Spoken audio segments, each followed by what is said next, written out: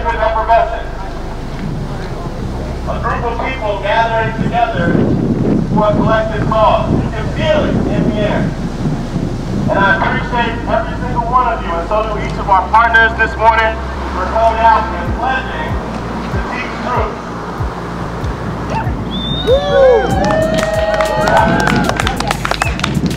We're here because there's an assault on education.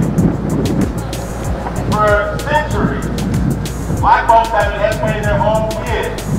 But unfortunately, we've reached a place in educational history where black teachers are not present, black curriculum is not present, and black students are pushed to the side. And you all and we are here today to say enough of that. Dr. Martin Luther King gave us a historic moment and an historic example to walk in. So it's with that spirit that we start to teach truth today. And we pledge to not push aside any more of our students. We pledge to not lie or whitewash any more of the history. And we pledge to push all of our students towards educational equity, justice, and truth. At the Black Archives Center, we will hear from Cecilia B. Patton, the beautiful and wonderful. Melvin Patton, Dr. Carmeletta M. Williams, Elise Max, and Glenn North. And after the speakers, you'll have the opportunity to dive into the actual museum. Guys, the reason why we chose these sites, Lincoln Prep, founded in 1865 as the only place for black people to learn. Became a high school because it was still the only place for black people to learn. We're going to the Black Archives Center because it's still the only place in Kansas City to find black history. On 18th and Vine, right in the heart of the city. These places are not only places to walk to, but they are symbolic of exactly what we are here trying to preserve today. If these are stories that should be told, if these are sites that should be preserved, then this is a march that you should be at. Call your friends, tell them to come hold their heads out and come walk with us. Meet us at the Archives Center, okay, so that you can really experience some true history. Let's get this walk going. There's some actions you can take after today on the right side. There's chants on the back. I'm not going to chant on this right now. I'm loud enough. But I'm sure there's somebody that's going to be walking out in front of us, leading the chant. Let's get going! Where are they going?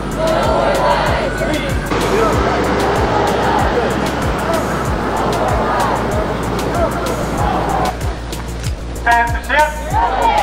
Yeah, that's good. Stands the ship? Where do we want it? In our schools. Where do we want it? Truth. Where do we want it? In our schools. What do we want? Truth. Where do we want it? In our schools. What do we want? Truth. Where do we want it? In our schools. Woo! Love it! Love the energy! You can't run, you can't hide, history is on our side. You can't run, you can't hide, history is on our side. Everybody's got a right to live. All right. When I say everybody's got a right to live, you repeat. Everybody's got a right to live. To live. Everybody's got a right to dream. To dream. Yes. If they fail, we'll all go down to jail. 'Cause everybody's got a right to live. All right. We're here to tell the truth, the whole day long. We're here, we're strong. We're here to tell the truth, the whole day long. We're here, we're strong. The truth, the truth, the truth will set us free. The truth, the truth, the truth will set us free. What do we want? Truth. Where do we want it? In our schools. What do we want? Truth. Where do we want it? In our schools. What do we want? Truth. We want it. In our schools. What do we want? Truth. Where do we want it? In our schools. What do we want? Truth. Where do we want it? In our schools. What do we want? Truth. Where do we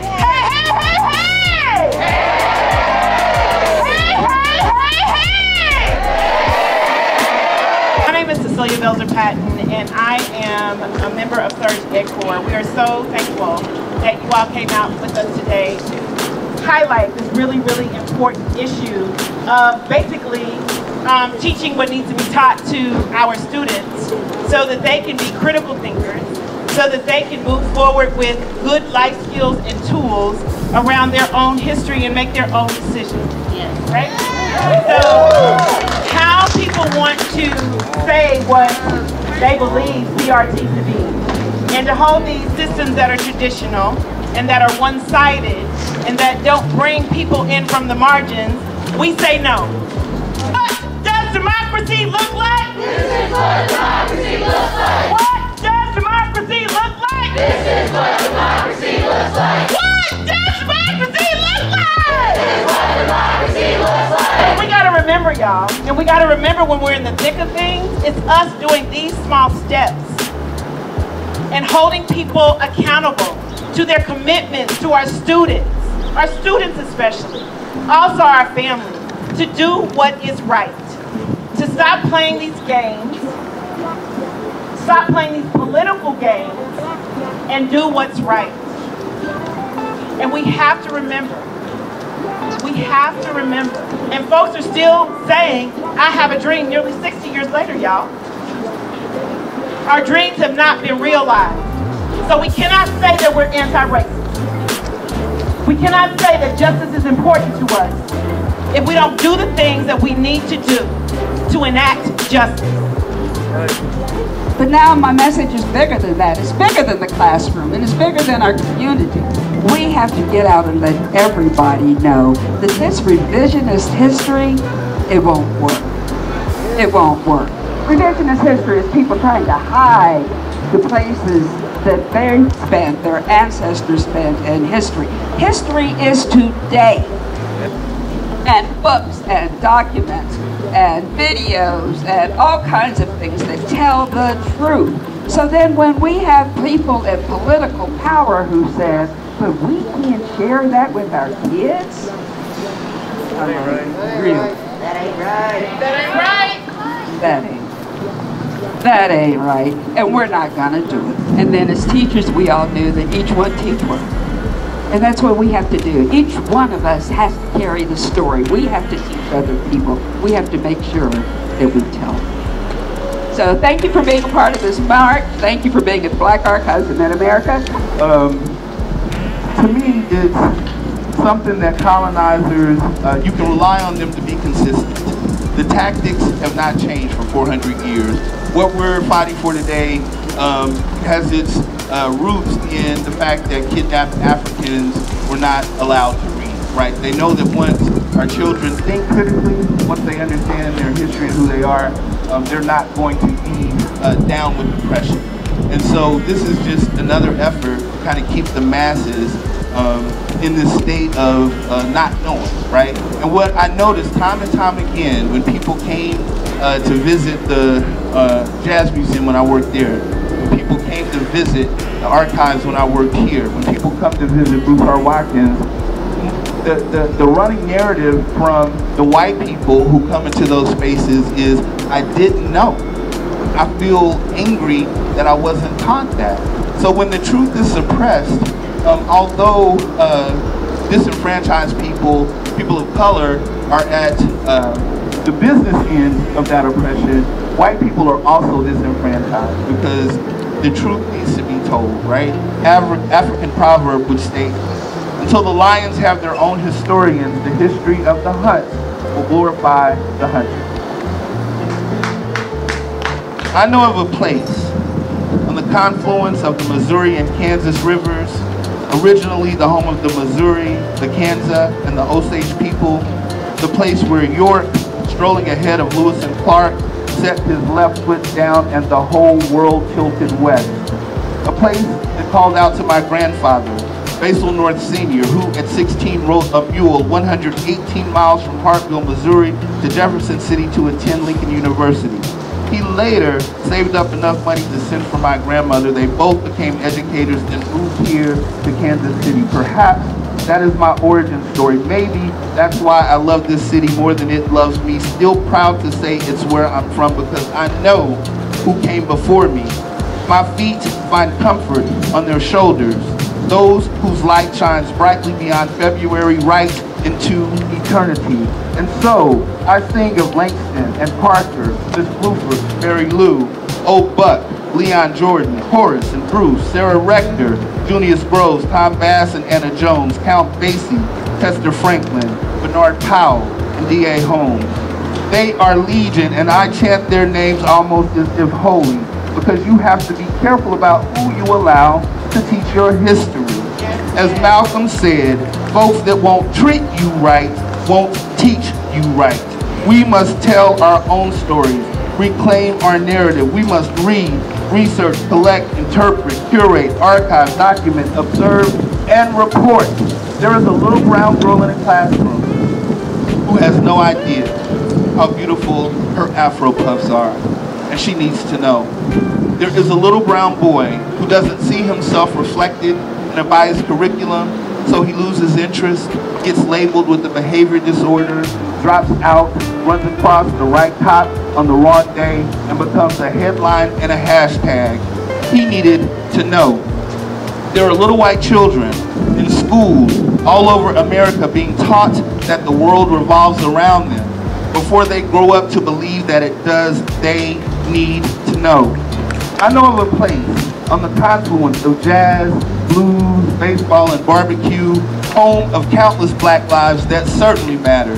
I have no choice but to sing their names. And we can't put it on somebody else to do it. We have to do it too. And so as I bring up our next speaker, Elise is doing it. Elise Max is the Executive Director for Missourians for Alternatives to the Death Penalty. We got two folks in Missouri. One from the Kansas City area and one from the St. Louis area who have been proven innocent of crimes and are sitting in some freaking, and I really want to say the F word, but it's kids here, jails for 26 and 28 years for crimes they did not commit. That ain't right. That ain't right. It has been said they did not commit them. But that doesn't mean that they shouldn't sit in prison, because there's some, like this bureaucracy that says that they're supposed to be there. Elise works on that, and we want Elise to come forward now. Very kind, and I'm very humbled to be here today with the Community Remembrance Project. I work with Missourians for Alternatives to the Death Penalty, and we work in coalition with Black Archives of Mid-America in Kansas City, with Bruce R. Walker Cultural Center, and several other organizations that form the Community Remembrance Project of Missouri. And I'm so glad that you will be here today to view the exhibit. The work of the Community Remembrance Project of Missouri, it grew out of the work of the Jackson County Remembrance Project, where we have been working to memorialize and do truth-telling around the racial terror lynching, historical lynching of Levi Harrington that happened right here in Jackson County in 1883. And as we started to do this work, we noticed this wasn't a historical phenomenon. There have been 60 documented lynchings by EJI between 1877 and 1950.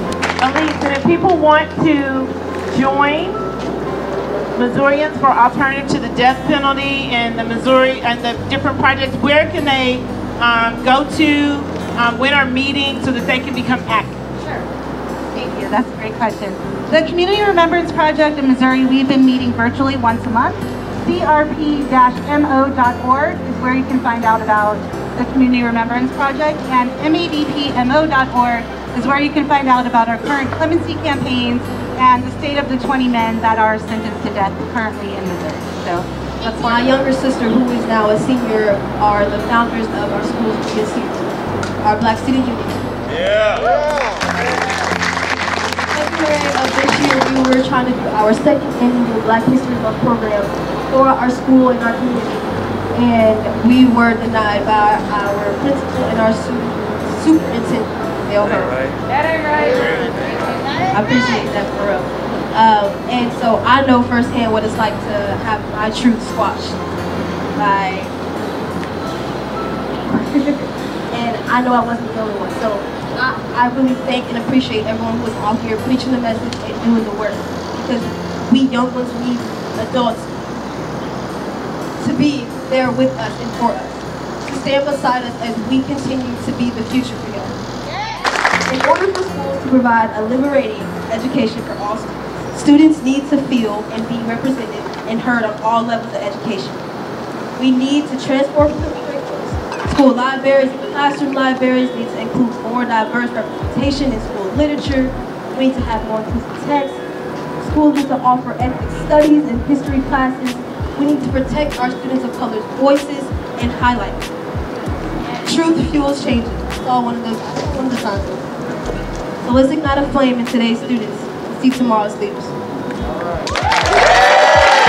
So here's Tony Yates, the founder of Races United. I don't have a speech because CC just threw me out here. But I just wanted to share Races United has been working to end systemic racism. Big surprise, right? We do that through social media, face-to-face communications, and advocacy. Last summer, we signed up 500 people to vote, and education. Our latest project, which I am super proud of, is called the REAL Project, which stands for Racial Equity and Learning. We raised $28,000, and we were able to pay our teachers each a stipend of $500 to attend because we value their time and their effort. One thing, I hear the word fight a lot when we're at these rallies, and for me, it's difficult for me to live with that word because I feel like I've been doing it since I was little, and I'm kind of tired of that. So for me to be able to get up every day and to continue to do the work that we're doing, I have to think about this in a way that we are working to create something new, because the system that exists was made not to be broken. It's not going to be broken, guys. It's impenetrable. It will not be broken. So we have to create something that is new, and it's got to be for everybody. And that's how I see that we can keep doing the work. Thank you. It is our duty to fight for our freedom. It is our duty to fight for our freedom. It is our duty to win. It is our duty to win. We must love and respect one another. We must love and respect one another. We have nothing to lose but our chains. We have nothing to lose but our chains. It's our duty to fight for our freedom. It's our duty to fight for our freedom. It's our duty to win. It's our duty to win. We must love and respect one another. We must love and respect one another. We have nothing to lose but our chains. We have nothing to lose but our chains. It's our duty to fight for our freedom. It's our duty to fight for our freedom. It's our duty to win. It's our duty to win. We must love and respect one another. We must love and respect one another. We have nothing to lose but our chains. We have nothing to lose but our chains. But we who believe in freedom cannot rest. We who believe in freedom cannot rest. We who believe in freedom cannot rest until dawn. We who believe in freedom cannot rest. We who believe in freedom cannot rest until it's done.